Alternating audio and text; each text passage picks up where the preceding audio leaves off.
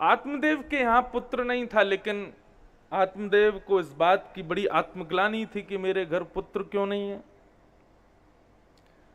अंततो गत्वा आत्मदेव ने ऐसा विचार किया कि अपने प्राणों का परित्याग करने का भाव रखा। पुत्र नहीं प्राप्त होगा तो मैं अपने प्राणों का परित्याग कर दूंगा। प्राणों का त्याग जो व्यक्ति स्वयं से करता है उस व्यक्ति को 2000 वर्ष के लिए प्रेत बनना पड़ता है।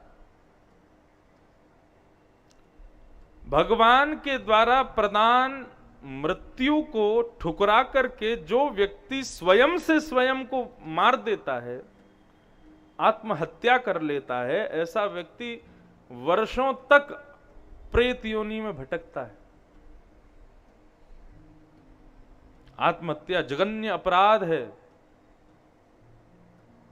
भगवान बड़ी मेहनत करके, बड़ी आपकी याचनाएं सुन करके तब आपको देह प्रदान करते हैं, आपको मानव बना करके भेजते हैं, आपको ये शरीर देते हैं। इस शरीर से कुछ अच्छा तो किया नहीं, भगवान का भजन तो किया नहीं, कुछ श्रेष्ठ तो किया नहीं, और भगवान जब तुम्हारे लिए मृत्यु भेजना चाह रहे हैं उसको ठुकरा करके तुमने अपने आप ही अपने आप को मार लिया। जघन्य अपराध माना जाता है। ऐसा कहते हैं उस व्यक्ति के लिए फिर बहुत कथाएं करवानी पड़ेंगी तब जाकर के वो प्रेत योनि से मुक्त होगा, नहीं तो प्रेत में ही रहेगा। ठाकुर जी दंड रूप में उसको प्रेत बनाते हैं, इसलिए आत्महत्या नहीं करनी चाहिए। लेकिन आत्मदेव ब्राह्मण पुत्र नहीं प्राप्त हुआ इस बात से दुखित होकर के आत्महत्या करने को वन में चले गए। बहुत ध्यान से सुनिए सब लोग, इधर देखो, इधर देखो, इधर देखो, यहीं देखो बस, और कहीं मत देखो, सावधानी से सुनो।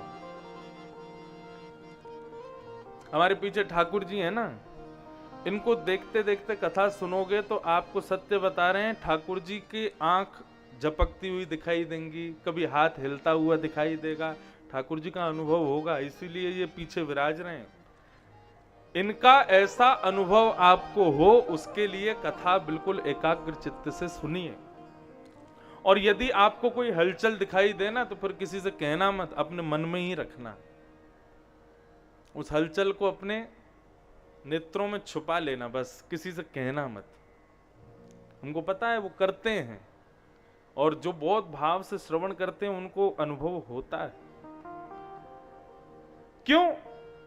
क्योंकि कथा में ठाकुर जी को बुलाना नहीं पड़ता, ठाकुर जी ऑलरेडी बैठे होते हैं कथाओं में। नारद जी महाराज ने एक बार ठाकुर जी से पूछा, आप कहां रहते हो, आपका एड्रेस बताओ। तो भगवान बता रहे हैं, ना हम वसामि वैकुंठे योगिनां हृदयेन च मद्भक्ता यत्र गायन्ति तत्र तिष्ठामि नारद। ना हम वसामि वैकुंठ, में वैकुंठ में नहीं रहता, मैं योगियों के हृदय में भी नहीं रहता, तो फिर कहां रहते हो? बोले मद भक्ता यत्र गायन्ति, मेरे भक्त जहां एकत्रित होकर के मेरे सुंदर कथा का गान करते हैं, तत्र तिष्ठामि नारद, मैं वहां रहता हूं, वहां बैठता हूं।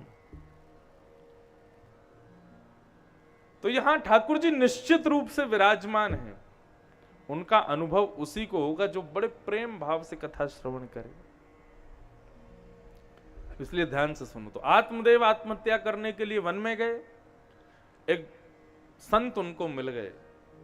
संत ने आत्मदेव को देख करके कहा कि अरे भैया बड़े दुखी दिखाई दे रहे हो, कहां जा रहे हो? बोले कि मैं आत्महत्या करने जा रहा हूं। बोले नाम तुम्हारा आत्मदेव और करने जा रहे हो आत्महत्या, क्यों, ऐसा क्या हो गया? ठाकुर जी ने मुझको संतान नहीं दी, इस बात से दुखी होकर के मैं प्राणों का परित्याग कर रहा हूं। संत हंसने लगे, अरे भैया बोझ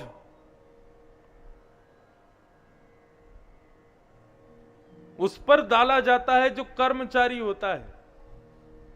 सेठ तो अपना वजन, अपनी बैग को भी खुद नहीं उठाता, अपने नौकर से उठवाता है। ठाकुर जी यदि किसी के जीवन में बहुत सारे संबंध भेज रहे हैं, इसका मतलब क्या है? उसके ऊपर बहुत बोझ डाल रहे हैं। ठाकुर जी यदि किसी को बहुत मुक्त करके रखे हैं, उसको संतान नहीं दे रहे, उसको पत्नी नहीं दे रहे, उसको उसके जीवन में जो संबंध है उसको भी उससे यदि छीन रहे हैं, तो उसका तो बोझ हल्का कर रहे हैं ठाकुर जी। तुम इतना दुखी क्यों हो रहे हो उस बात से?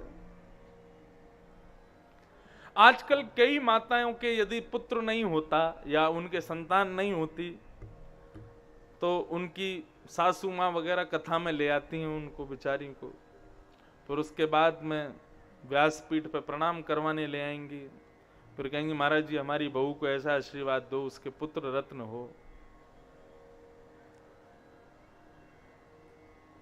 सृष्टि जो तुमको प्रदान नहीं कर रही है उसको सृष्टि से छीनो मत, नहीं तो सृष्टि वो प्रदान करेगी जिसको पाकर के तुम सदा सर्वदा दुखी रहोगे।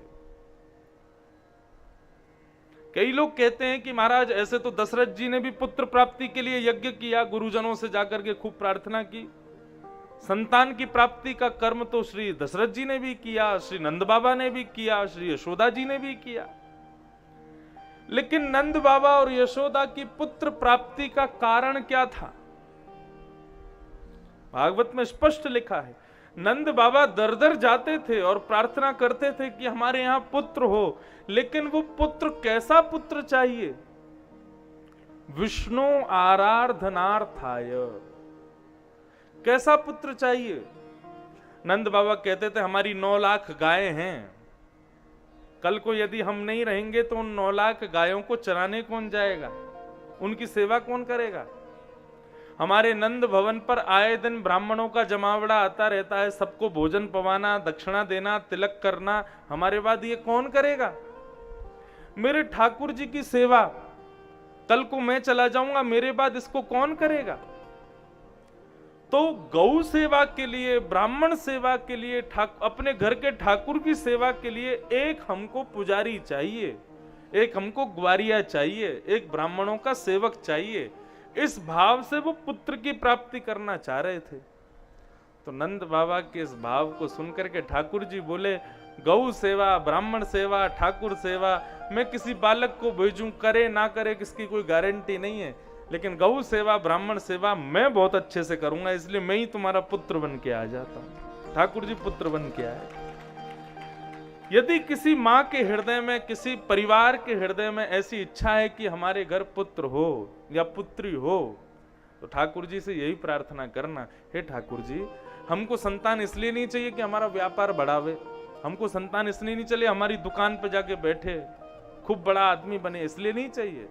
हमको तो इसलिए संतान चाहिए कि हमारे भीतर ये भक्ति है, हमारे घर में ठाकुर जी हैं, हम कथा करवाते हैं, हमारे बाद कथा करवाने वाला, ठाकुर जी की सेवा करने वाला, हमारी भक्ति का प्रचार प्रसार उसको आगे तक ले जाने वाला एक आपका भक्त हमें चाहिए, हमें संतान नहीं चाहिए। इस भाव से पुत्र की कामना करोगे तो क्या पता ठाकुर जी ही पुत्र बन के आ जाएं।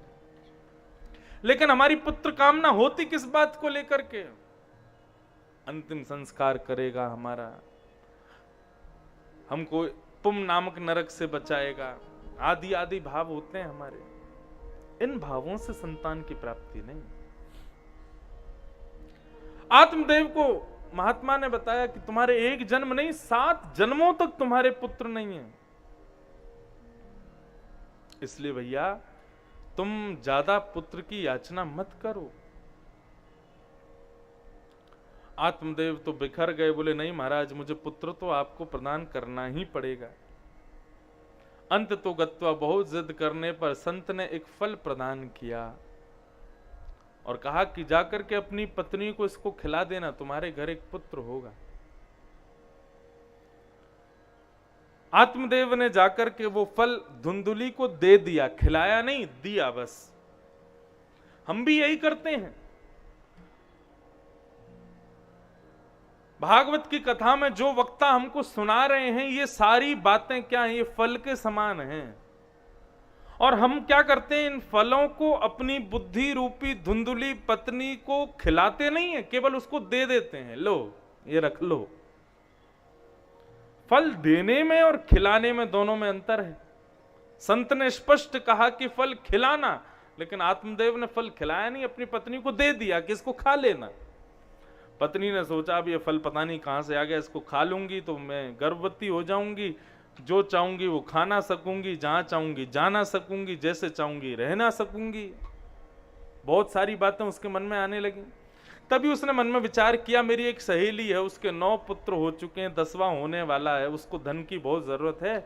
मैं अपने पति से 9 महीने की छुट्टी लेकर के मायके चली जाती हूँ, अपनी सहेली को बहुत सारा पैसा दे दूंगी, उसकी 10वीं पुत्र को लेकर के यहाँ घर में लाके दिखा दूंगी कि मेरा पुत्र है।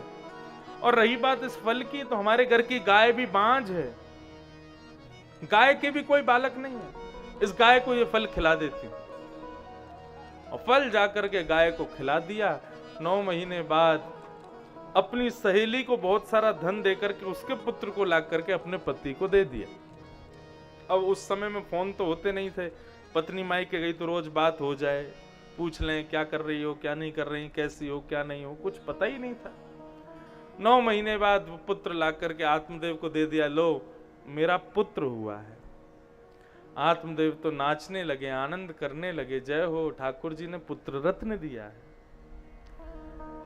नाम सोचने लगे, आत्मदेव जी बोले इसका नाम नारायण रखूंगा। धुंधली बोली नहीं, मैंने अपने गर्भ में रखा है, मैंने कष्ट सहा है, मेरा नाम धुंधुली, बेटे का नाम धुंधुकारी। आत्मदेव बोले जैसी तुम्हारी इच्छा, मुझे तो पुत्र चाहिए था, मिल गया, बस अब तुम चाहे इसका कुछ भी नाम रखो।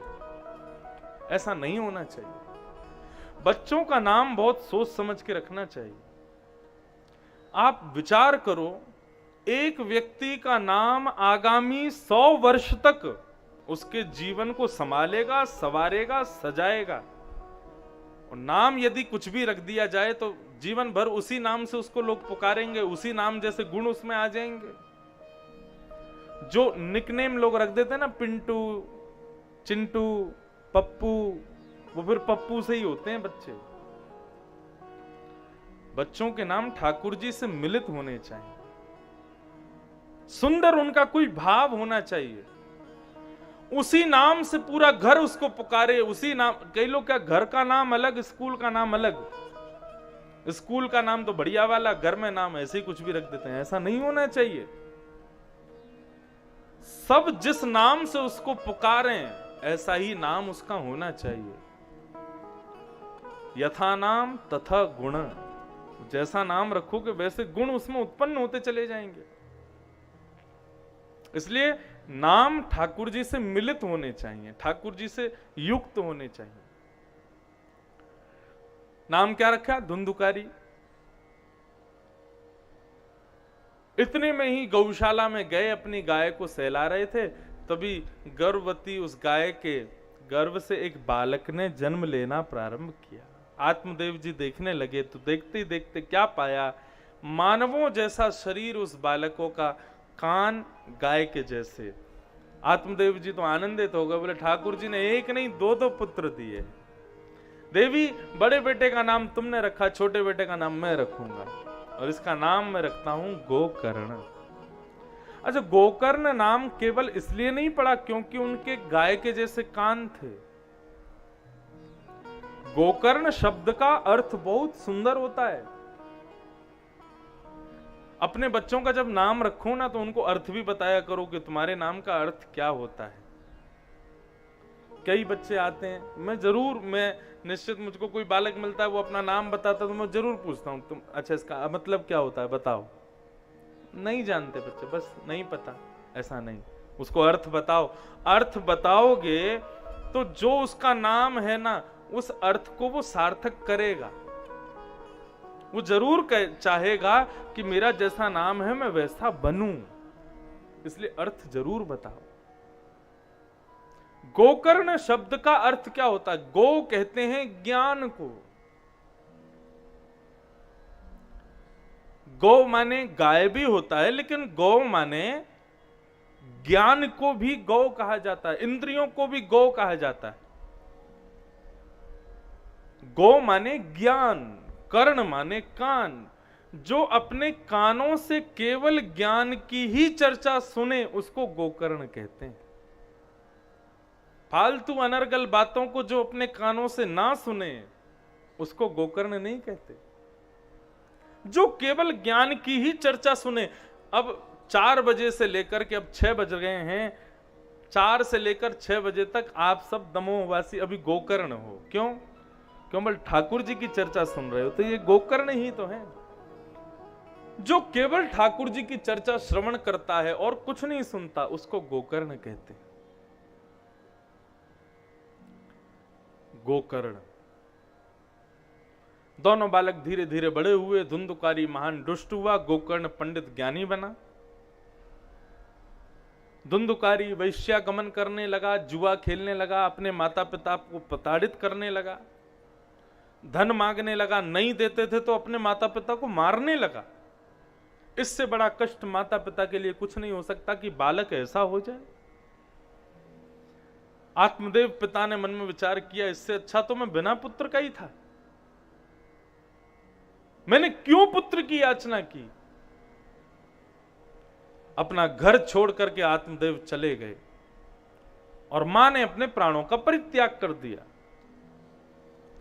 आत्मदेव वन में जाकर के बैठे थे, तभी छोटे पुत्र गोकर्ण आए और आकर के बोले, पिताजी आप क्यों दुखी हो? गोकर्ण पहले से ही अलग रहते थे, वो अपने ज्ञान अर्जन में गुरुकुल आदि गुरुजनों के पास, संतों के पास जाकर के रहते थे। जब उन्हें पता चला पिताजी ने गृह त्याग किया है, तो वे गए, पिता से मिले वन में जाकर के और कहा, पिताजी दुखी क्यों हो? पिता ने अपने दुख का कारण अपने पुत्र को बताया। गोकर्ण जी महाराज कहते हैं, पिताजी थोड़ी देर के लिए भूल जाना कि मैं आपका पुत्र हूं, और मैं जो बात आपको बता रहा हूं बहुत ध्यान से सुनिएगा। इसी को गोकर्ण गीता कहते हैं। महात्मा का सर्वश्रेष्ठ भाव है ये, इसको ध्यान से सुनिए। गोकर्ण जी महाराज क्या कह रहे हैं अपने पूज्य पिताजी से? देह स्थिमां सरुधिरे भिमतिं त्यजत्वं जाया सुतादिषु सदा ममतां विमुञ्च पश्यानिशं जगदिदं क्षणभङ्गुनिष्ठम् वैराग्य राग रस को भव भक्ति निष्ठा। पिताजी, आपके दुख का कारण पुत्र नहीं है, तो आपके दुख का कारण है पुत्र में जो आपकी ममता है वो। मानव के दुख का कारण आप मानव से पूछो तो हर दिन उसके दुख का कारण बदल जाता। आज दुखी क्यों हो? पत्नी की वजह से। कल पूछो आज दुखी क्यों हो? बोले बच्चों की वजह से। परसों पूछो आज दुखी क्यों हो? बोले माता पिता की वजह से। अगले दिन पूछो आज दुखी क्यों हो? बोले पड़ोसी की वजह से। व्यक्ति के दुख का कारण हर दिन बदल जाता है, लेकिन वो ये नहीं पहचान पाता मेरे दुख का कारण मैं ही हूं। मेरे अंदर विराजमान दो शत्रु हैं, अहमता और ममता। ये दो दुख के कारण होते हैं। दुख के कारण दो होते हैं, बहुत ध्यान से सुनिएगा। पहला अहमता, अभिमान, और दूसरा ममता, ममत्व। ये दो दुख के कारण। अहमता सदैव अपने आप में होती है और ममता सदैव अपने से संबंध रखने वालों में होती है। यदि अहमता ममता से व्यक्ति शून्य हो जाए तो उसको कभी जीवन में दुख नहीं होगा। पिताजी, सबसे पहले तो अपने अंदर से अहमता निकालिए, अभिमान निकालिए। किस बात का अभिमान करते हो आप? किस शरीर के ऊपर अभिमान करते हो आप? अभिमान किस पर किया जाता है? जो आपके वश में हो उस पर अभिमान किया जाता है, और जो आपके वश में है ही नहीं उस पर क्यों अभिमान करते हैं हम लोग? ये शरीर हमारे वश में नहीं है। इसको जब भूख लगेगी खाना आपको देना पड़ेगा, इसको जब नींद आएगी आपको सुलाना पड़ेगा, इसको जब प्यास लगती है पानी पिलाना पड़ता है। आप चाहते हो कि शरीर सदा सर्वदा जवान रहे, लेकिन ये नहीं रहेगा, एक दिन वृद्ध हो जाएगा। आप ना चाहोगे तो भी ये वृद्ध होता ही चला जाएगा। आपके वश में नहीं है ये शरीर, तो फिर शरीर का अभिमान क्यों?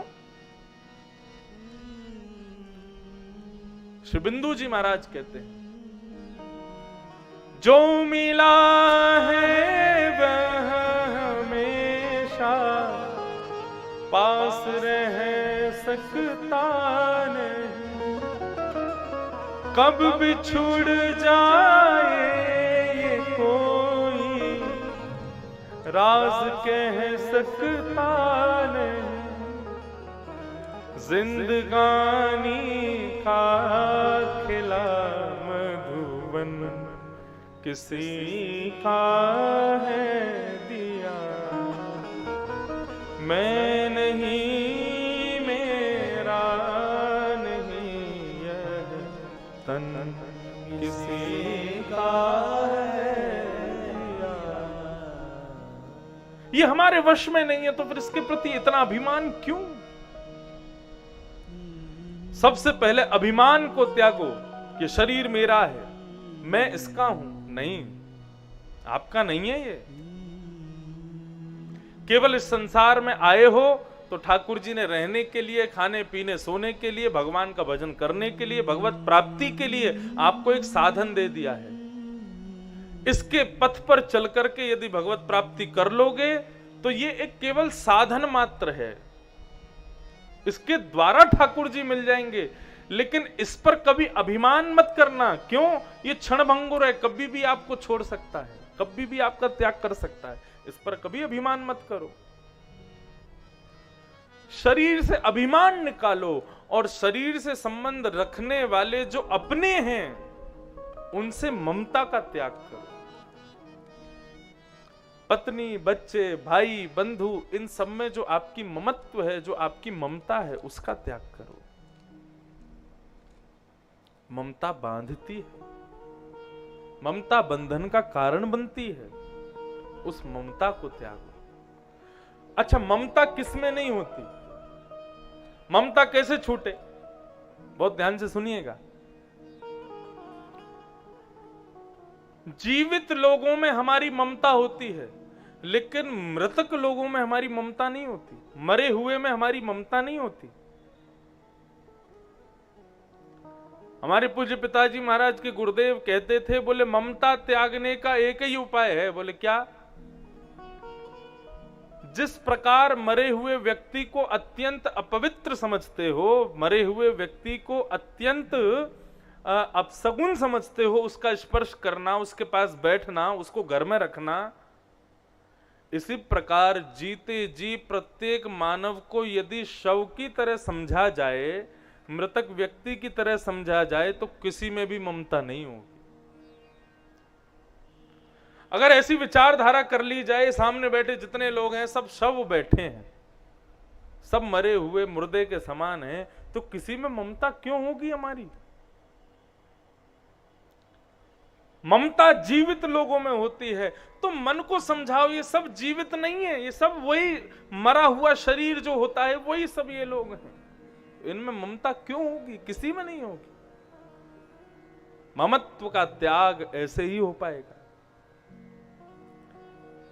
तो दुख के दो कारण, अहमता और ममता। अहमता को त्यागो, ममता को त्यागो, दोनों का त्याग करते ही जीवन अपने आप सुखद हो जाएगा, अपने आप आनंदित हो जाएगा। अहमता और ममता का त्याग करिए पिताजी, और इसके बाद क्या करिए? बोले धर्मम भजस्व, धर्म को भजिए। त्यज लोक धर्मान, लोक धर्म का त्याग करो। बंधुओं, लोक धर्म किसे कहते हैं? एक तो वैदिक धर्म और एक लोक धर्म। वैदिक धर्म क्या है? ये जो आप कर रहे हो ये वैदिक धर्म है। मंदिर जाना, ठाकुर जी की सेवा करना, अर्चना करना, ये सब धर्म के स्वरूप हैं। लेकिन लोक धर्म क्या है?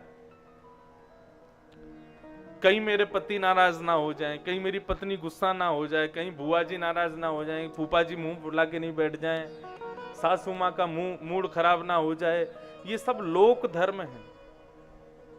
यदि मैं ब्याह में नहीं गया तो मेरे मित्र नाराज हो जाएंगे, यदि मैंने ऐसा नहीं किया तो वो सब। और तो रूठे, भले रूठे, सबको रूठने दो, पर तुम मत रूठो मालाधारी। तुम मत रूठना हमसे। लोक धर्म का मतलब क्या? सबको रूठने दो, रूठ जाओ, बिगाड़ना हमारा कुछ बिगाड़ लो, लेकिन यदि ये रूठ गए तो संसार नष्ट हो जाएगा, सब खत्म हो जाएगा। नजरों से गिराना ना, चाहे जितनी सजा देना, नजरों से जो गिर जाए मुश्किल ही संभल पाए। ठाकुर जी से प्रार्थना है, प्रभु आप कुछ भी करो लेकिन हमसे कभी रूठना मत, हमसे कभी नाराज मत होना, सबको रूठने दो, ठाकुर जी ना रूठे हमसे, बस यही प्रार्थना है। द्वारिकाधीश की शरण में उद्धव भी, दुर्योधन भी गया और अर्जुन भी गया। महाभारत युद्ध से पहले दुर्योधन ने कहा, प्रभु महाभारत युद्ध होने वाला है, आप किस तरफ रहोगे? कौरवों की तरफ रहोगे कि पांडवों की तरफ रहोगे? तो भगवान ने कहा, देखो भाई, मैं किसी एक तरफ जाऊं तो पक्षपाती माना जाऊंगा, तो एक व्यवस्था कर देता हूं, एक तरफ मैं रहूंगा, एक तरफ मेरी सेना रहेगी, और मैं हाथ में शस्त्र नहीं उठाऊंगा। मैं जिस तरफ जाऊंगा बिना अस्त्र शस्त्र लिए रहूंगा जब तक महाभारत युद्ध रहेगा। तो दुर्योधन बोला, तो आप केवल बैठे रहोगे, कहने का अभिप्राय कुछ करोगे नहीं? भगवान बोले, यही समझ लो, मैं जिस तरफ जाऊंगा वहां बैठा ही रहूंगा, कुछ करूंगा नहीं, लेकिन मेरे विपक्षी दल वाले के पास में द्वारिका की पूरी सेना जाएगी और वो सशस्त्र जाएगी। दुर्योधन ने लपक करके बोला, तो फिर आपकी सेना मुझको दे दो, मुझे आप नहीं चाहिए, आपकी सेना चाहिए। भगवान बोले, ले जाओ।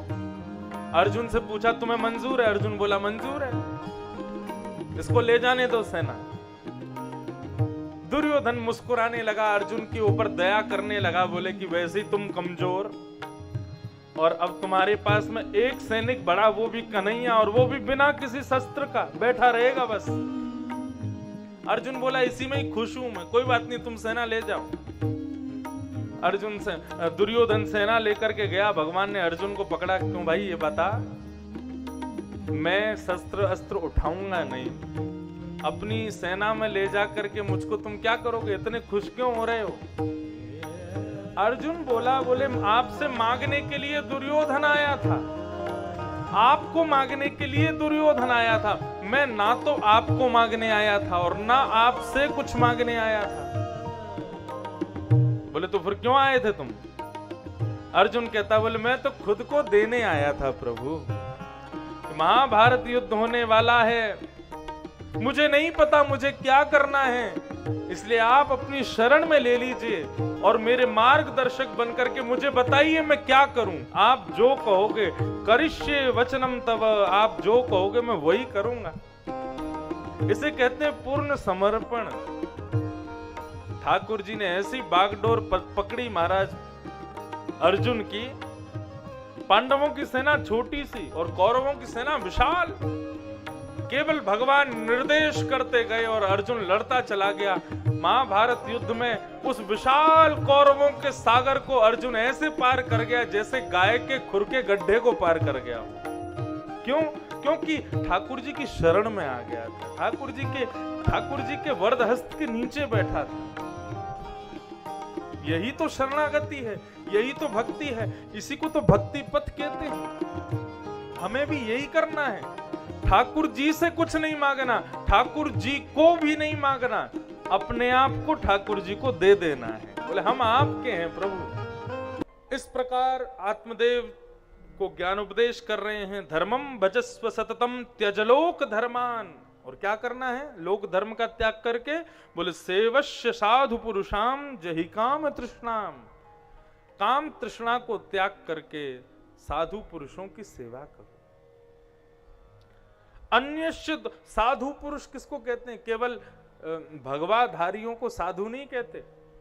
साधु मतलब जो दूसरों के हित में कार्य कर रहे हैं, जो दूसरों की सहायता कर रहे हैं, आप उनकी सहायता करो। कई लोग एनजीओज में काम करते हैं, दूसरों की सहायता करते हैं, कई लोग गरीब बालकों की पढ़ाई में सहायता करते हैं, कई विधवा माताओं की सेवा में सहायता करते हैं, आदि आदि सब सहायक हैं। उन सहायकों की तुम सहायता करो, ये भक्त का लक्षण है। अन्यस्य दोष गुण चिंतन माश मुक्त्वा, दूसरों की निंदा स्तुति करना बंद करो। तब क्या होगा? सेवा कथा रसम हो नितराम पिबत्वम, तब सेवा में कथा में रस आने लगेगा, आनंद आने लगेगा आपको। इस प्रकार श्री गोकर्ण जी महाराज ने आत्मदेव जी को ज्ञानोपदेश किया। आत्मदेव जी ने भागवत का पाठ करते हुए अपने प्राणों का परित्याग किया। धुंधुकारी वैश्याओं के द्वारा मारा गया तो एक प्रेत बन गया। प्रेत बनकर के नगर के लोगों को, गांव के लोगों को परेशान करने लगा। जब गोकर्ण जी को यह बात पता चली तो उन्होंने अपने भाई का गया जी में श्राद्ध किया, लेकिन उस श्राद्ध से भी वो प्रेत योनि से मुक्त नहीं हुआ। तब श्री गोकर्ण जी महाराज ने सूर्य नारायण की उपासना करते हुए सूर्य नारायण से पूछा कि जो गया श्राद्ध में भी प्रेत योनि से मुक्त ना हुआ हो, ऐसे व्यक्ति को मुक्त करने के लिए क्या साधन है? तब सूर्य नारायण भगवान ने आज्ञा की, श्रीमद् भागवत की सप्ताह कथा कराओ, तुम्हारा भाई मुक्त हो जाएगा। तब भागवत की कथा स्वयं श्री गोकर्ण जी महाराज ने की। 7 दिन पूर्ण होते ही सप्त ग्रंथियां बांस की फट गईं और श्री धुंधुकारी जो हैं वो चतुर्भुज रूप धारण करके विष्णुदूत बनकर के भगवत धाम को प्रस्थान कर गए। गोकर्ण का उद्धार हो गया। इस प्रकार से भागवत की मंगलमयी महात्म को सुनाया गया। इस महात्म को हम प्रणाम करते हैं और भागवत के प्रथम स्कंद में प्रवेश करते हैं। अभी तक महात्म की कथा चल रही थी कल से और अभी तक। अब भागवत के प्रथम स्कंद से अब कथा शुरू हो रही है। बहुत ध्यान से सुने। भागवत का प्रथम श्लोक। भागवत के प्रथम श्लोक में किसी देवी को वंदन नहीं किया, किसी देवता को वंदन नहीं किया, कृष्ण को वंदन नहीं किया, राम को वंदन नहीं किया, किसी को वंदन नहीं किया। भागवत ग्रंथ की रचना के प्रथम श्लोक में ही, प्रथम भाव में ही किसी को वंदना नहीं की। किसको वंदन किया? बोले सत्यम परम धीमहि। वेदव्यास जी जब भागवत ग्रंथ की रचना कर रहे थे तो आकाश मार्ग में 33 कोटि देवता खड़े थे और मन में सब विचार कर रहे थे कि ये वेदव्यास जी महाराज किसको वंदन करेंगे।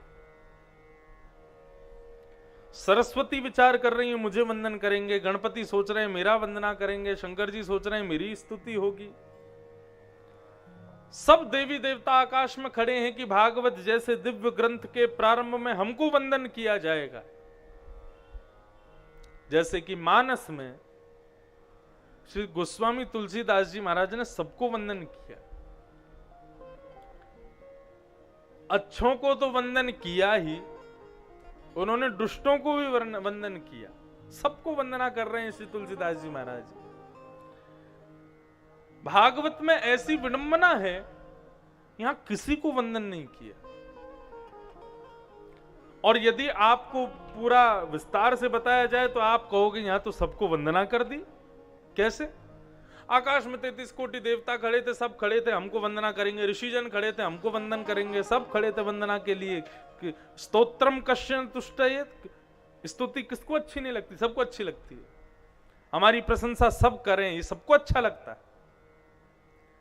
अब तो वंदन कार्य के लिए महाराज जैसे ही लिखने के लिए बैठे तो अंत आते आते श्री वेदव्यास जी बोले यदि मैं वंदना करने लग गया तो महाराज वंदना प्रकरण इतना बड़ा हो जाएगा तो मैं कथा कब लिखूंगा, भागवत कब लिखूंगा? इतने सारे देवता हैं, सबको वंदना करूंगा तो वंदना प्रकरण में ही पूरा समय निकल जाएगा।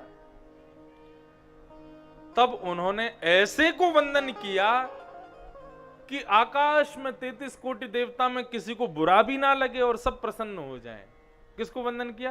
बोले सत्यम परम धीमहि, आप में से जो भी परम सत्य है मैं उसको वंदन करता हूं। इसीलिए कहते हैं नमोस्तुते व्यास विशाल बुद्धे।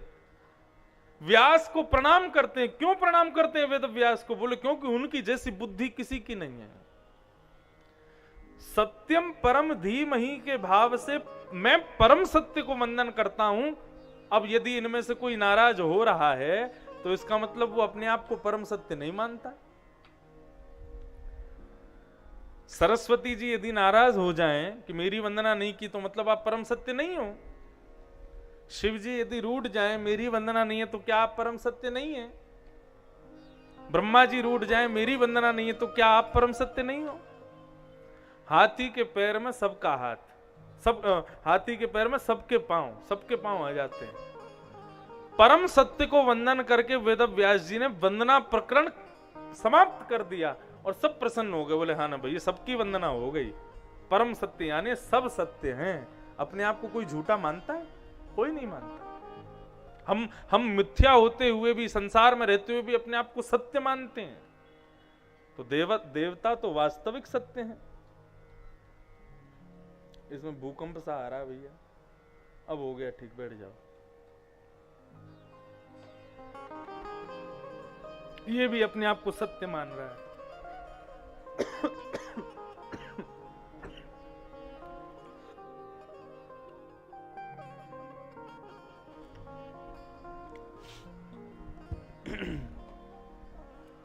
सब परम सत्य हैं। परम सत्य को वंदन किया। भागवत के द्वितीय श्लोक में विषय अधिकारी संबंध प्रयोजन की चर्चा की गई। धर्म प्रोजित कैतवोत्र परमो निर्मत्सराणां सतां वैद्यं वास्तवमत्र वस्तु शिवदं तापत्रयोन्मूलनम्। श्रीमद्भागवते महामुनिकृते किं वा परैरीश्वरः सद्यो हृद्यवरुध्यते कृतिभिः शुश्रूषुभिस्तत्क्षणात्।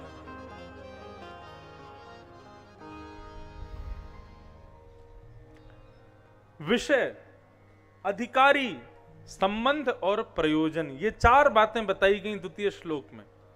सबसे पहला, भागवत का विषय क्या है?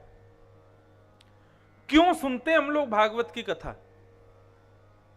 तो भागवत का विषय है सुनने वाले श्रोता के हृदय में परम धर्म का बीज बो देना। यह भागवत का विषय है। अब परम धर्म किसे कहते हैं? अभी लोक धर्म समझाता, अब परम धर्म समझो। परम धर्म किसे कहते हैं? धर्म यानी कि संसार में रहने के लिए जो भी कृत्य आप करते हो, अपना व्यापार, अपने कार्य, वो सब धर्म है। लेकिन ठाकुर जी की प्राप्ति के लिए जो कृत्य आप करते हो वो है परम धर्म। भागवत का विषय क्या है? मानव के हृदय में परम धर्म का बीज बो देना। यहां केवल बीज बोया जाएगा, उसको वृक्ष बनाना, उसको फलित करना, उसको पुष्पित करना, ये आपका काम है। यहां तो केवल बीज बांटे जा रहे हैं। अब ये भक्ति का बीज वृक्ष आपको बनाना है। और वृक्ष कैसे बनेगा? बीज बोने के बाद उसमें जल डालो, सूर्य की किरण से उसको तपाओ, उसकी रक्षा करो। कहने का अभिप्राय, कीर्तन ही, भगवत स्मरण ही जल का काम करेगा। जो बीज आपके हृदय में बुब गया, कथा सुनने के बाद में फिर भगवत कीर्तन करोगे, भगवत स्मरण करोगे, तो वही जल का काम करेगा। सूर्य का प्रकाश, तो ठाकुर जी के मंदिरों में जाकर के ठाकुर जी का दर्शन ही सूर्य के प्रकाश के समान है। युगल किशोर जी का दर्शन करने जाओ, वृंदावन बिहारी का दर्शन करने जाओ, ओरछा राम राजा सरकार का दर्शन करने के लिए जाओ, जबलपुर नर्मदा जी का दर्शन करो, स्नान करो। 15 अप्रैल से आपके पास के जबलपुर में भी कथा है, सब लोग आइएगा वहां पे। और जबलपुर मुझे बहुत प्रिय है क्योंकि वहां बहने वाली श्री नर्मदा जी, मेरी माँ का नाम भी नर्मदा है, और जबलपुर में भी श्री नर्मदा जी। नर्मदा जी का जल साधारण नहीं, वो साक्षात अमृत है। हमको पूज्य मलुकपीठ वाले महाराज जी की आज्ञा है कि कभी भी अवसर मिले तो नर्मदा जी की परिक्रमा करनी है एक बार। जब भी योजना बनेगी, संयोग बनेगा, तो एक बार तो हम अकेले ही जाएंगे, अकेले मतलब 10-12 लोगों के साथ। लेकिन दूसरी बार जब जाएंगे तब भारत के, विश्व के सब लोगों को लेकर के और फिर नर्मदा जी की एक यात्रा करेंगे, परिक्रमा करेंगे। नर्मदा परिक्रमा, कोई मन की इच्छा हो तो वो इच्छा पूर्ण होती है नर्मदा यात्रा करने से, नर्मदा परिक्रमा करने से। तो हमारी मन की एक ही इच्छा है कि कथा करते करते करते कभी श्री राधा रमन लाल जी का दर्शन हो जाए, और वो इच्छा पूर्ण श्री नर्मदा जी करेंगे। हमारी परम इच्छा रहती है कि इंसानों को तो कथा सुनाएं, लेकिन इंसानों के बीच बीच में कभी ठाकुर जी कभी आ जाएं, कभी राम दरबार प्रकट हो जाए, कभी श्री हनुमान जी महाराज का दर्शन हो जाए। कथा इनको सुनानी है जो वास्तव में कथा सुनने के रसिया हैं, रसिक हैं। प्रभु चरित्र सुनवे को। हमारी कथा में भी मुख्य श्रोता देखो हनुमान जी रहते हैं, हमेशा ये सामने ही विराजते हैं, पूरी कथा सुनते हैं। और कोई कथा सुने ना सुने, लेकिन हमारे हनुमान जी पूरी कथा सुनते हैं। और जैसे श्रोता को सुननी चाहिए वैसे सुनते हैं। श्रोता कथा के बीच में फोन भी उठा लेते हैं, श्रोता कथा के बीच में पानी भी पी लेते हैं, श्रोता कथा के बीच में कई तो अपने घर से थर्मस में चाय ले आते हैं, और जैसे कीर्तन भजन होता है तो सही थर्मस में से चाय लेके पी लेते हैं। कई श्रोता कथा के बीच में जो है पान भी खा लेते हैं, कई श्रोता कथा के बीच में मीड़ के और महाराज धर लेते हैं मुख में। सारे काम करते हैं श्रोता कथा में बैठ के, लेकिन एक श्रोता को जैसे कथा सुननी चाहिए वैसे हमारे हनुमान जी सुनते हैं। इनकी अच्छा, ये हनुमान जी कैसे कीर्तनिया हनुमान है, दोनों भुजाएं ऊपर की ओर रहती हैं, इनकी कीर्तन करताल बजा रहे हैं एक आकार रूप से। इनकी दृष्टि मेरी ओर, मेरी दृष्टि इनकी ओर, ऐसे श्री हनुमान जी। और ये कथा में विराज रहे हैं, इसके पीछे भी एक कथा है। मेरे जीवन की तीसरी कथा थी छत्तीसगढ़ में। तो वहां की कथा में क्या हुआ कि वहां पहले दिन शोभा यात्रा वाले दिन कथा नहीं होती, और हमारा ऐसा नियम नहीं है। हम तो कथा से, शोभा यात्रा से आती कथा शुरू कर देते हैं और फिर 2-3 घंटा कथा चलती है।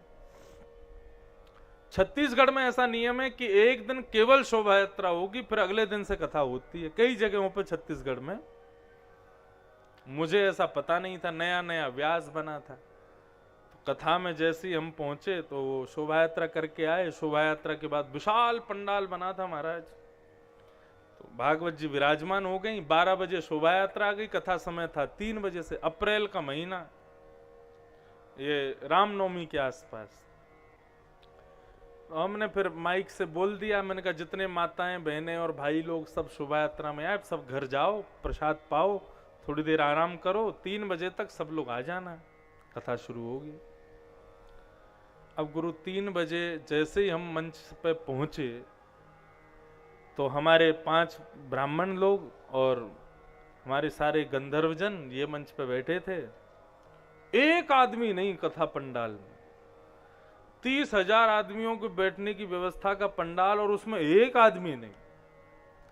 मुख्य यजमान 2 बेचारे वो मंच पे बैठे थे। तो मैं तो अब कैसे कथा करें आगे की। तो हमने तो सबको प्रणाम किया। मैंने कहा देखो आप थोड़ा व्यवस्था करो, यजमान को बोला, मैंने कहा लोग बाग बुलवाओ, 10-15-20 लोग तो हमें कथा किसको सुनाए हम। मैं वापस अपने कक्ष में चला गया। मैंने कि आता हूं, 1 घंटे बाद आऊंगा, जब थोड़े लोग आ जाएंगे तो आएंगे कथा करने। लौट करके गए तो पिताजी महाराज को फोन किया, तो पिताजी ने समय देखा, बोले 3:30 बज रहे हैं, इसका फोन क्यों आ रहा है, ये तो कथा में होना चाहिए इसको। तो उन्होंने पूछा, बोले तुम कथा करने नहीं गए? मैंने पिताजी करने गए, लेकिन वहां सुनने वाले ही नहीं आए, एक भी श्रोता नहीं था, किसको सुनाए कथा। तो तब भी हनुमान जी रहते थे। ये गोपाल जी का एक चित्र रहता है, राधा रमन जी का चित्र रहता है, पूज्य पिताजी के गुरु जी का एक चित्र रहता है, श्री पंडित गया प्रसाद जी महाराज का चित्र रहता है, ये सब साथ में रहते हैं। 6 श्रोता हर कथा के परमानेंट हैं, ये 5 श्रोता, 6वें सुखदेव जी।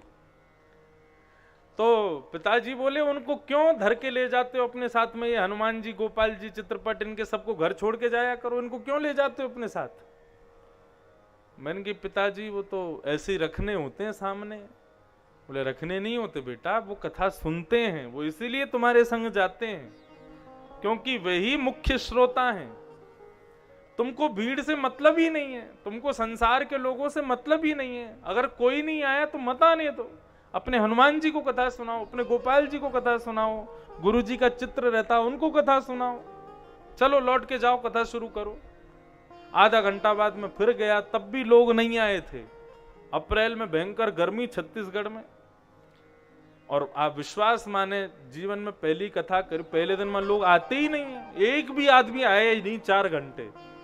लेकिन कथा हुई, अपने हनुमान जी को सुनाई, अपने गोपाल जी को सुनाई, अपने ठाकुर जी को सुनाई।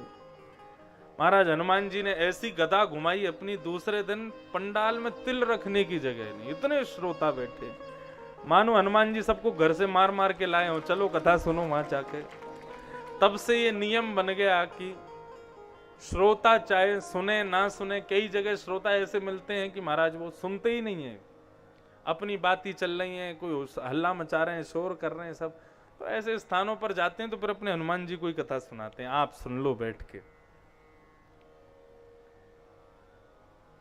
तो श्रोता कौन है? ठाकुर जी श्रोता है।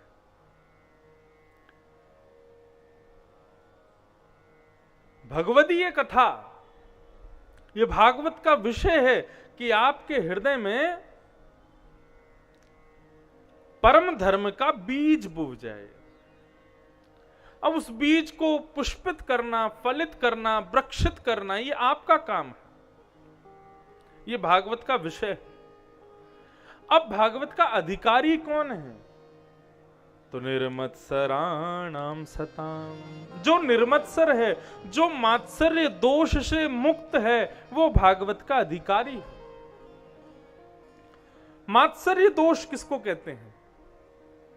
जो दूसरे से ईर्ष्या करता है, दूसरे के सुख से दुखी होता है, दूसरे की भलाई में जिसको बहुत बुराई लगती है, ऐसा व्यक्ति ना तो कथा सुनने का अधिकारी है और ना कथा कहने का अधिकारी है। निर्मत्सराणाम सताम, भागवत का अधिकारी कैसा होना चाहिए? बोले मात्सर्य दोष से रहित हो। कोई कुछ अच्छा करे तो उसमें और सहायक बने, किसी के उज्जवल भविष्य को देख करके प्रसन्न होता हो, ऐसा व्यक्ति भागवत का अधिकारी है। आप कहोगे महाराज यहां कोई रुकावट तो है नहीं, बाहर कोई टेस्ट करने तो बैठा नहीं है कि व्यक्ति मात्सर्य दोष से युक्त है कि नहीं है। हमको कुछ करने की जरूरत नहीं है, भागवत जी अपने आप खोज लेती हैं कौन मात्सर्य दोष में है, कौन निर्मत्सर है। यदि कोई मात्सर्य दोष से युक्त कथा में आ जाए,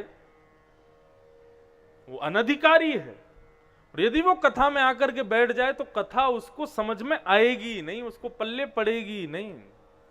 भागवत जी उसके कर्णरंध्र में सामने होते हुए भी उसके कान में प्रवेश करेंगी नहीं।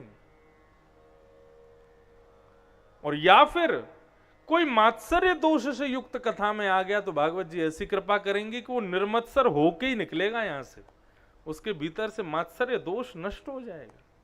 ये भागवत के अधिकारी है। विषय अधिकारिश्च संबंधश्च, भागवत किससे संबंध कराती है? ठाकुर जी से हमारा संबंध कराती है। स्पष्ट रूप से सुन लीजिए, समझ लीजिए इस बात को। भागवत की कथा ना तो धर्म सिखाती है, ना अर्थ देती है, ना कामना की पूर्ति करती है, ना मोक्ष देती है। भागवत में लिखा है कि मोक्ष दानेन गर्जति, मुक्ति दानेन गर्जति, लेकिन केवल मुक्ति प्रदायिनी नहीं है भागवत। चतुर्विध पुरुषार्थ की प्राप्ति के लिए भागवत की कथा कभी मत सुनना।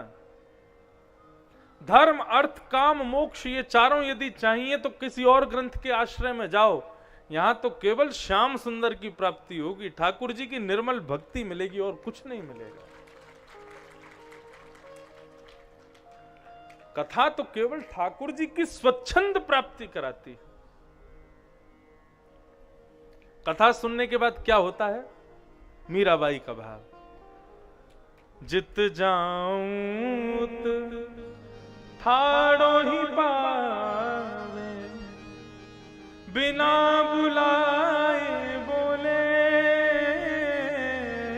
श्याम लग्यो संग डोले, माई मेरे श्याम लग्यो संग डोले। कथा सुनने के बाद दृष्टि कैसी होगी श्रोता की? वो जहां जाएगा वहीं ठाकुर जी का दर्शन करेगा, वो जिस जगह जाएगा वहीं ठाकुर जी उसको देखेंगे।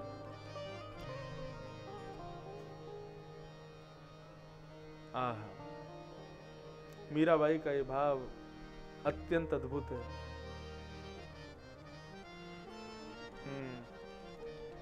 माई मेरे श्याम लग्यो संग डोले। मीराबाई क्यों गा रही है ये भाव? किसी ने पूछा, मीराबाई तुम कभी भी हंसने लगती हो, कभी भी रोने लगती हो, कभी भी नाचने लगती हो, कभी भी कुछ भी करती हो?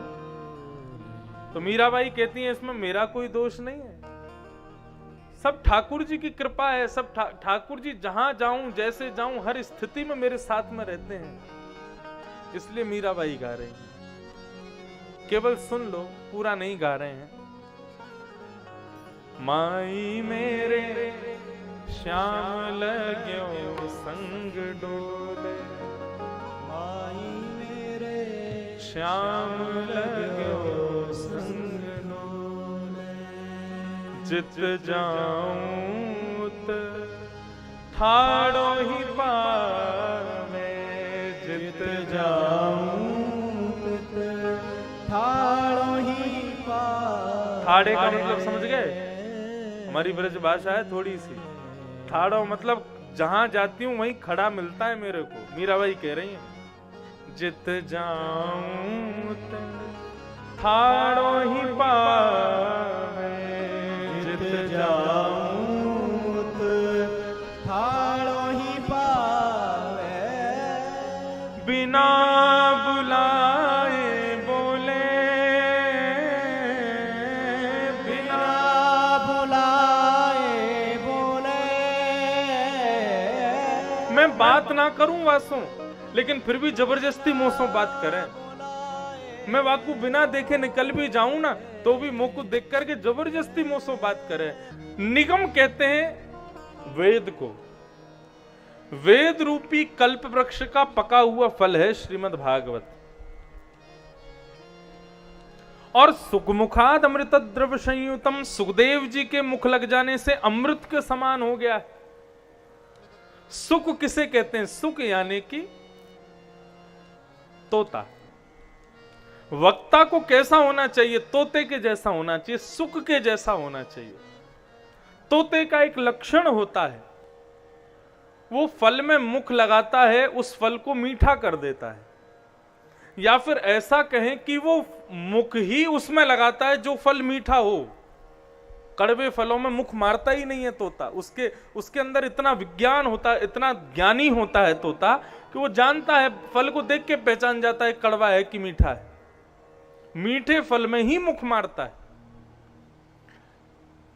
पहले के दादा दादी नाना नानी जब फल खरीदने जाते थे तो फल को घुमा के देखते थे और देखते थे कि अगर उसमें तोते की चोंच लगी है तो उसको जरूर लेते थे। क्यों? मीठा होगा, तोते ने खाया है। अब बोलते थे कि तोते ने मुख मार दिया इसलिए मीठा हो गया, लेकिन ऐसा भी तो हो सकता है कि तोता वनस्पति का इतना जानकारी रखता है कि वो जानता है कौन सा फल मीठा है, उसी में मुख मारता है। लेकिन सुख का एक गुण होता है, वो फल में मुख मार करके खुद भी रस लेता है, और जब चोंच बाहर निकालता है तो थोड़ा बहुत रस टपक जाता है, फल से नीचे गिर जाता है, तो छोटे मोटे कीड़े मकोड़े उस रस पर लग जाते हैं, उनको भी रस दे देता है। भागवत का वक्ता सुख के जैसा होना चाहिए। कथा भागवत रूपी फल में मुख मार करके पहले स्वयं को रस देवे, और जब स्वयं रसयुक्त हो जाए तब श्रोताओं को भी ये रस पिला दे। जब तक वो स्वयं रस में सराबोर नहीं होगा वो किसी को रस नहीं दे पाएगा। कई लोग भागवत मंच पर ऐसे ही बैठ जाते हैं, केवल इसलिए बैठ जाते हैं क्योंकि यहां से धनार्जन कर लिया जाएगा। अरे श्रीमद् भागवत जी सब देती हैं, लेकिन कम से कम भागवत के रस को तो एक बार चखे वक्ता, तभी तो दूसरों को दे पाएगा। भागवत के वक्ता को स्वयं पहले भागवत का आश्रित श्रोता बनना चाहिए, तभी वो वक्ता बन सकता है। ऐसी भागवत की मंगलमयी कथा के बारे में क्या कहा गया? सुनने के लिए नहीं कहा, भागवत की कथा को सुनिए मत। तो पिबत भागवतम रसमालयम मुहुर्हो रसिका विभावुका। पिबत भागवतम, इस भागवत की कथा को पियो।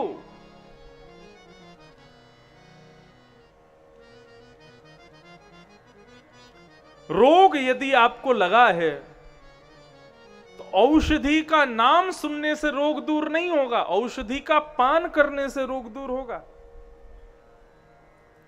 हम सब लोग भवरोग से ग्रसित हैं, हम सब लोगों को भवरोग लगा है, और भागवत उसका रसायन है, भागवत उसकी औषधि है। इसको केवल सुनोगे तो रोग दूर नहीं होगा। अपने कान रूपी दोनों में भर भर के इस भागवत के रस को पियो, जीवन में उतारो, तब रोग दूर होगा। जब तक जीवन में उतारेंगे नहीं हम यहां सुनी गई बातों को, तब तक इस कथा को सुनने का कोई औचित्य नहीं है। इसलिए इस कथा को जीवन में उतारने की भावना से सुनो। हम जो सुन रहे हैं कल से करने का प्रयास करेंगे, ऐसी भावना से यहां से जाओ, तभी भागवत श्रेष्ठकर होगी।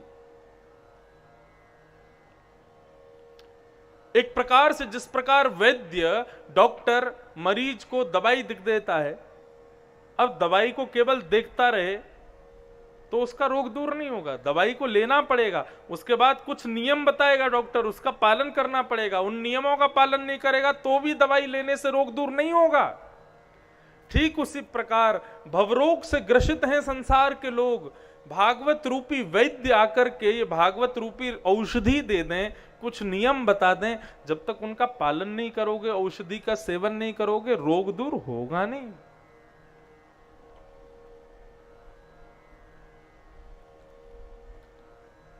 इसलिए यहां सीखने की भावना से आओ।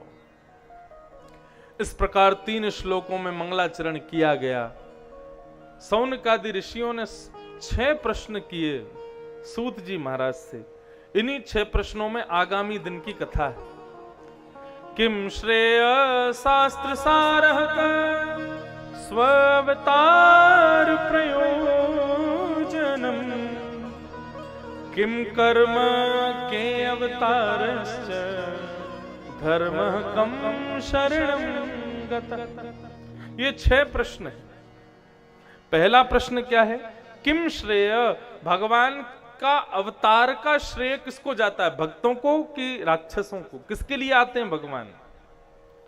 दूसरा प्रश्न, शास्त्र सारः का, शास्त्रों का सार क्या है? तीसरा प्रश्न, स्व अवतार प्रयोजनम, भगवान के अवतारों का प्रयोजन क्या है? चौथा प्रश्न, किम कर्म, भगवान जन्म लेके करते क्या हैं? पांचवा प्रश्न, के अवतारश्च, भगवान के अवतार कितने हैं? और अंतिम प्रश्न, धर्मः कम शरणम गतः, भगवान धर्म को स्थापित करके गए, धर्म भगवान के जाने के बाद धर्म कहां गया, किसकी शरण में गया, हमें बताओ। ये 6 प्रश्न किए, इन्हीं 6 प्रश्नों में आगे उत्तर है। सूत जी महाराज ने अपने गुरुदेव को प्रणाम किया। यम प्रव्रजंत मनुपेत अपेत कृत्यम द्वैपायनो विरह कातर आजुहाव पुत्रेति तन्मय तया तरवो विनेदुः तम सर्वभूत हृदयम मुनिमान तुष्मि। अपने गुरुदेव को प्रणाम करते हुए श्री सूत जी महाराज उत्तर दे रहे हैं। एक बात मेरी ध्यान से सुनिएगा। ज्ञान हम लोग श्रवण करते हैं, लेकिन कुछ दिन बाद भूल क्यों जाते हैं? हमारी सुनी गई कथा की विस्मृति क्यों हो जाती है हमें? इतनी अच्छी बात वक्ता बता के गए, आपने वो बात सुनी तो आपको हंसी भी आई, आपको अच्छा भी लगा, आपने सर भी हिलाया, लेकिन 2-4 दिन बाद वही बात आपके साथ में यदि घट गई तो आप भूल जाते हो कि ऐसा कुछ बताया था, इसका उत्तर हमको कथा में मिला था। वो इसलिए होता है क्योंकि हम जिज्ञासु बन करके कथा में नहीं बैठते। बहुत ध्यान से सुनिएगा, ज्ञान जो है ये जिज्ञासा के पात्र में टिकता है। जब तक मन में जिज्ञासा नहीं होगी तब तक भागवत की कथा आपके भीतर टिक नहीं पाएगी। ऐसा मूल मंत्र बता रहे हैं हम कि एक बार किसी की कथा सुन लोगे तो भूल नहीं सकते कि उसने क्या बोला था कथा में। और वो कब होगा? जब हृदय में आपके जिज्ञासा होगी। किसी भी प्रकार की जिज्ञासा को लेकर के बैठिए हृदय में और उस जिज्ञासा के साथ कथा सुनिए। भागवत का चमत्कार यह है कि आप जो जिज्ञासा हृदय में लेकर के बैठोगे, भागवत जी अपने आप उसका प्रति उत्तर दे देंगे। आप हमें मत बताना, आप केवल मन में सोच लेना कि मेरा ऐसा प्रश्न है, मेरा ये विचार है कि ऐसा क्यों, या ये क्यों, या ये कैसे संभव है। ये प्रश्न अपने मन में रख के बैठिएगा। 7 दिन कथा सुनिएगा, 7वां दिन पूर्ण आहुति से पहले पहले आपके प्रश्न का उत्तर आपको मिल जाएगा। ये भागवत का प्रमाण है ये। और यदि आपको लगता है कि आपका प्रश्न ऐसा है कि वो अभी आपको पूछना है, हमारे आने से पहले एक पत्र, एक कागज में लिख करके अपने प्रश्न व्यासपीठ पर पहुंचवा दो। आपका प्रश्न पढ़ लूंगा, यदि मेरे मति में उसका उत्तर होगा तो दूंगा, नहीं तो यहां से जाकर के अपने गुरुजनों से पूछ करके, कुछ पढ़ करके, खोज करके उसका उत्तर दूंगा। बिना जिज्ञासा के कथा में मत बैठिए। एक जिज्ञासा तो मन में रखिए जरूर, क्योंकि जिज्ञासा जो होती है ना, वो आपके तार को वक्ता से जोड़ करके रखती है। आपके मन का तार वक्ता से जुड़ा रहेगा। ये क्या बोल रहे हैं, क्यों बोल रहे हैं, कैसे बोल रहे हैं, और वो ऐसा प्रतीत कराएगा कि आप कथा को भूल नहीं पाओगे, विस्मृति नहीं होगी, आपको कथा याद हो जाएगी। और कथा याद हो जाए तो इससे बड़ा हमको और क्या चाहिए। जीवन की कथा सुनने का सबसे बड़ा फल ही यही, आपको कथा याद हो गई कि महाराज जी ने क्या बोला, उसकी विस्मृति ना हो, यही तो चाहिए।